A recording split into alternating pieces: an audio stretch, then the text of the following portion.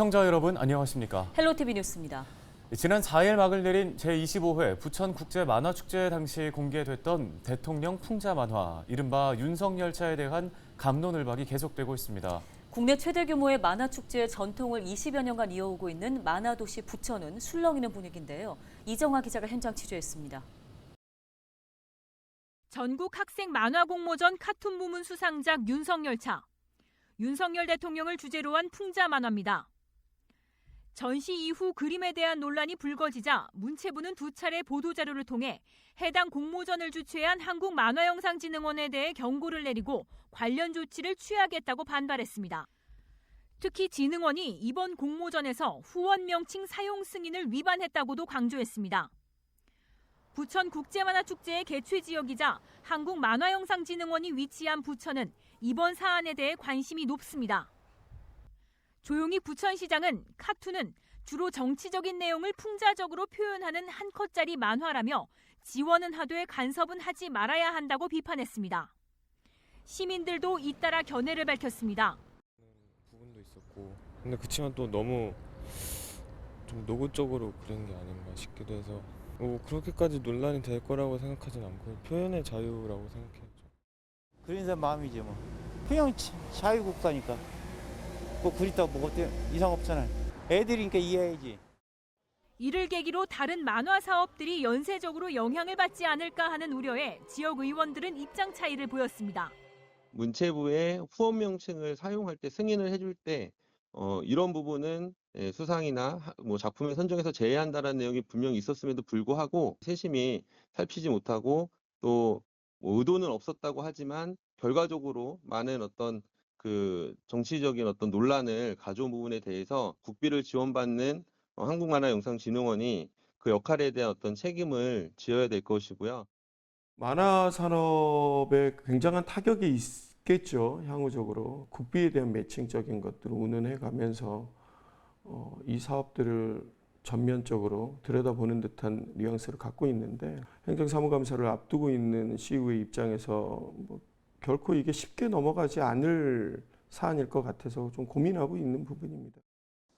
당초 공모전 심사 과정에 일절 관여하지 않았다고 입장을 밝혔던 한국만화영상진흥원은 계속되는 논란에 대해 공식 입장은 없다면서도 이후 다른 사업의 국비 지원과는 별개의 문제라고 선을 그었습니다. 또 부천시는 현 시점에서 추후 만화, 웹툰 사업과 관련해 지자체 차원에서 검토하고 있는 부분은 없다고 밝혔습니다. 헬로티비 뉴스 이정화입니다. 네, 다음 소식입니다. 도심으로 내려온 야생 멧돼지는 농작물을 망치거나 가축에 바이러스를 옮길 수 있어 불청객 취급을 받고 있습니다. 그런데 최근 김포에서 이 야생 멧돼지를 봤다는 신고가 접수됐는데요. 지역에서는 한동안 없었던 일인데다 아프리카 돼지열병 여파가 가시지 않은 상황이어서 걱정이 큽니다. 이세진 기자가 포획단과 함께 현장에 다녀왔습니다. 논둑에 드문드문 짐승의 발자국이 찍혀 있습니다. 둥그런 모양의 두 개로 나뉜 발톱. 야생 멧돼지의 것으로 추정되는 발자국입니다. 김포에서 야생 멧돼지를 봤다는 주민 신고가 처음 들어온 건 지난 8월 말입니다. 포획단이 현장을 확인한 결과 야생 멧돼지의 것으로 추정되는 흔적이 다수 발견됐습니다. 그런데 현장을 둘러보다 보니 포획단이 이전에 발견한 발자국 위로 비교적 선명한 또 다른 발자국이 찍혀 있습니다. 불과 하루 이틀 사이 남긴 겁니다. 먹이를 찾기 위해 주둥이로 땅을 파놓은 모양도 간밤에 남긴 것처럼 뚜렷합니다. 요 정도 흔적이면은 한 하루에서 이틀 정도 되는 흔적입니다, 이게. 지금 아까 저쪽 발자국 보면은 한 100에서 120건 정도 될 것 같아요. 그러면 그때 주민분이 보셨다는 그 돼지가 맞는 거고. 근데 먼저 번에 왔을 때는 발자국이 무지개 큰 게 있었거든요. 그거는 지금 같이 안 들어온 것 같은데요. 흔적이 남은 곳은 밭이나 민가와도 멀지 않습니다. 무엇보다 수년 동안 멧돼지 출몰 신고가 없던 지역이기도 합니다. 2015년도에 사오동 마을회관대에서 한 마리를 포획을 했고요. 그다음에 3년 전이죠. 3년 전에 고천 쪽에 공항 인접 지역에서 한 마리 나타났다가 저희가 이제 포획을 못하고 빠졌는데 인천 계양 쪽에서 그쪽에 사살을 했죠. 그때부터 지금까지는 그러면은 김포에서는 출몰 신고는 따로 없었던 거예요? 그렇죠. 출몰 신고는 없었죠. 그러다가 요게 이제 8월 말쯤에 신고가 들어와가지고. 가을 수확철은 야생 멧돼지가 활동 반경을 넓히는 시기입니다. 산에서 내려온 멧돼지는 농작물을 해치거나 사람을 공격할 수 있습니다. 특히 아프리카 돼지열병 여파가 가시지 않은 김포에서는 걱정이 더 큽니다. 타 지역 야생 멧돼지 폐사체에서 이미 아프리카 돼지열병 바이러스가 여러 차례 검출된 만큼 바이러스를 옮기는 매개체가 될 수 있기 때문입니다. 차 아니면 또 돼지라든가 이런 게 전파가 되니까 될 수 있으면 멧돼지 나타나는 지역을 방문 안 하시는 게 좋겠습니다. 또 젊은 사람들은 그걸 잡을 욕심으로다가 몽둥이로 때려 잡으려고 그러는데 절대 그러시면 안 됩니다. 김포시와 야생동물 포획단은 야생 멧돼지의 모습을 보거나 흔적을 확인했을 경우 발견 즉시 신고해달라고 당부했습니다. 헬로티비 뉴스 이세진입니다. 유정복 인천시장이 취임 100일을 맞아 지난 시간의 성과와 함께 새로운 미래 비전을 선포했습니다. 시민이 행복한 세계 초인류 도시 인천을 목표로 시민 행복과 인천의 미래만 생각하겠다는 포부도 밝혔는데요. 취재 기자를 연결해서 자세한 내용 들어보겠습니다. 자, 송효창 기자, 우선 유정복 시장의 100일 어떤 성과들이 있었습니까? 네, 유정복 인천시장은 민선 8기 출범 100일을 맞아 지난 시간의 소회를 밝혔는데요. 우선 유 시장은 그동안의 시간을 새롭게 도약하기 위한 혁신의 토대를 다진 시기로 규정했습니다. 성과로는 재외동포청 인천 유치 추진과 행정체제 개편 추진, 인천시청 신청사 건립 재추진과 인천형 민생경제 대책 발표, 인천사랑 상품권 개편 방안 등을 꼽았습니다. 또 수도권 3자 협의체 구성과 청라 스타필드 돔구장 추진, 삼성 바이오로직스 바이오 의학 시설 투자 유치와 국고보조금 4조 9,640억 원 확보, 호주 브리즈번 아태 재난위원 경감 강요회의 기조연설과 2025 에이펙 정상회의 유치활동 등도 주요 발자취로 소개했습니다. 네, 유정복 시장의 성과 중에 행정체제 개편이 좀 눈에 띄는데요. 현재 어디까지 진행이 됐습니까? 네, 지난 8월이었죠. 인천시는 검단과 영종, 재물포구 신설을 핵심으로 하는 행정체제 개편안을 발표했는데요. 후속으로 6일 오전 인천시와 중구, 동구, 서구 등 3개 자치구는 미래 지향적 행정체제 개편을 위한 업무 협약을 체결했습니다.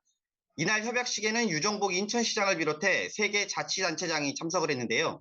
이들 자치단체장은 성공적인 행정체제를 통해 시민 편의 증진과 지역 발전을 이끌기로 뜻을 모았습니다. 이를 위해 시와 3개 자치구는 태스크포스를 구성해 행정체제 개편을 위한 실무 논의 체계를 구축하고 시민과 주민단체, 지방의원과 전문가 등이 참여하는 협의체를 운영하기로 했습니다. 또 내년에 행정체제 개편 세부 로드맵 수립을 위한 연구 용역을 시작하고 시민공청회와 토론회를 열어 주민과 정치권의 공감대를 형성해 나가기로 했는데요. 만약 개편이 이루어진다면 서구는 서구와 검단구로 분리되고 중구에서는 영종 지역이 분리돼 독립자치구가 신설됩니다. 그리고 나머지 중구 지역과 동구를 통합해 재물포구가 신설됩니다. 네, 이날 비전 선포와 함께 10대 정책도 발표했는데요. 어떤 내용들이 담겨 있었습니까? 네, 유정복 인천시장은 지역 내 총생산인 GRDP 100조 원 시대를 열어 인천을 대한민국 제2의 도시로 도약시키겠다고 선언했는데요. 인천은 지난 2017년 GRDP 규모가 88조 5천억 원으로 특광역시 중 2위를 달성했습니다. 하지만 경제 여건 악화 등으로 지난 2020년 기준으로 다시 부산에 이어 3번째로 밀린 상황입니다.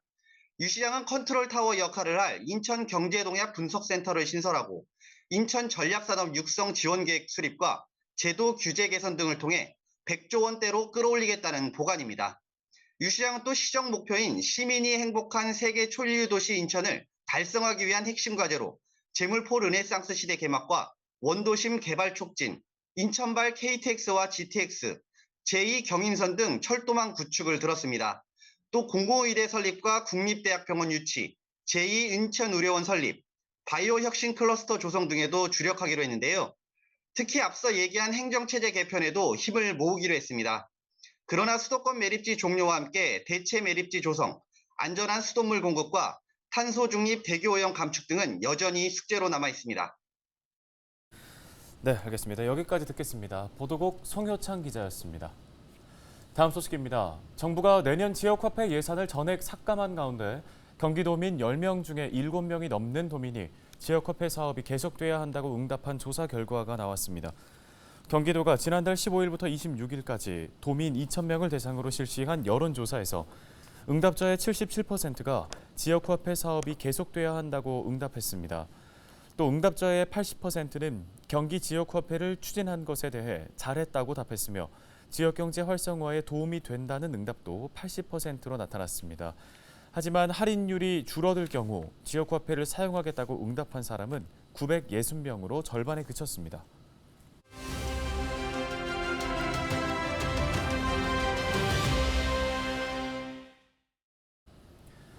네, 현재 코로나19는 관련 인원들의 끊임없는 노력 덕에 이전과는 다른 양상을 보이고 있습니다. 이런 국면 뒤편에는 코로나19 때문에 정신적인 고통을 호소하는 직장인 그리고 공무원들의 수가 큰 폭으로 늘어난 안타까운 현실이 있다고 하는데요. 네, 원인이 무엇인지 또 해결책은 없는지 임명호 단국대 심리학과 교수와 함께 이야기 나눠보겠습니다. 자, 교수님, 코로나19 이후에 이제 코로나 블루, 우울증을 호소하는 사람들이 많다는 소식은 전해드린 바 있습니다. 실제 코로나19 이후에 이 정신질환을 호소하는 환자들이 많이 늘어났습니까? 네, 그 건강보험 자료였는데요. 보시면 그 코로나19 이후에 정신질환 진료 인원이 이전에 비해서 12% 정도 증가한 것으로 나타났고요. 또 직장 가입자도 26%가 증가를 했습니다. 또 공무원도 5만 명 정도나 정신과적인 문제로 진료를 받았다고 합니다. 사실 그 정신질환 증가는 코로나 시작 시기에 이미 많은 학자들이 예측을 했던 일인데요. 코로나로 인해서 신체적인 후유증보다는 심리적 후유증이 더 심각하고 더 오랫동안 지속될 것이라고 봤습니다. 예전에도 메르스 사태가 지나가면 이런 재난들이 지나가면 항상 심리적인 후유증이 신체적 후유증보다 더 오랫동안 힘들게 지속되었거든요. 네, 이런 정신질환이 직장인 또 특히 공무원에게 20대에서 큰 폭으로 발생이 늘었다고 하는데 어떤 이유 때문인지 분석을 좀 해볼 수 있을까요? 네, 아무래도 보건공무원이나 행정공무원 이분들이 코로나 재난 중에 업무 스트레스가 많았을 것으로 생각이 됩니다. 제 주변에도 뭐 보건소나 경찰, 학교 선생님들이 스트레스로 번아웃 되는 경우를 자주 목격했거든요. 그리고 아마 20대가 많아졌는데요. 20대는 정신질환이 주로 발병하는 취약한 시기입니다. 예민한 시기에 아마 스트레스가 누적되면서 발병률이 늘어나지 않았을까 생각되고요. 또 20대는 직장이나 집 구할 때 경제적으로 많이 좀 힘든 시기이기도 하고 또 상대적으로 정부나 사회 지원도 좀 20대에게 부족했던 게 아닐까 생각이 됩니다.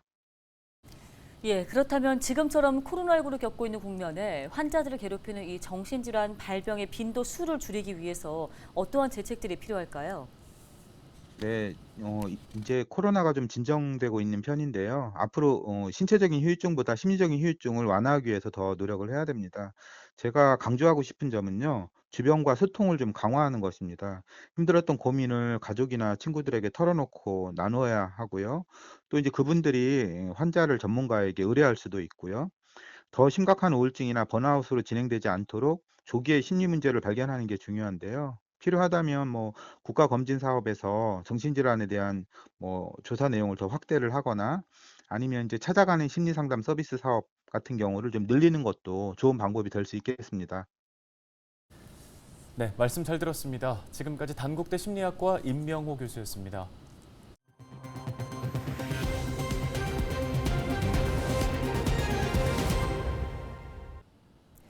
새마을금고중앙회 인천지역본부가 119원의 기적 모금 캠페인에 동참했습니다. 새마을금고중앙회 인천지역본부는 6일 인천소방본부를 방문해 기부금 3,286만 9천 원을 전달했는데요. 기부금은 중앙회 인천지역본부 직원들이 자발적으로 모았습니다. 119원의 기적은 지난 2019년 8월 인천 소방공무원들 사이에서 자발적으로 시작되면서 전국적으로 확산된 모금 캠페인입니다. 재난 피해로 절망에 빠진 시민을 돕기 위해 하루 119원씩 기부하는 캠페인입니다. 오늘 저희가 준비한 소식 여기까지입니다. 네, 시청해주신 여러분 고맙습니다.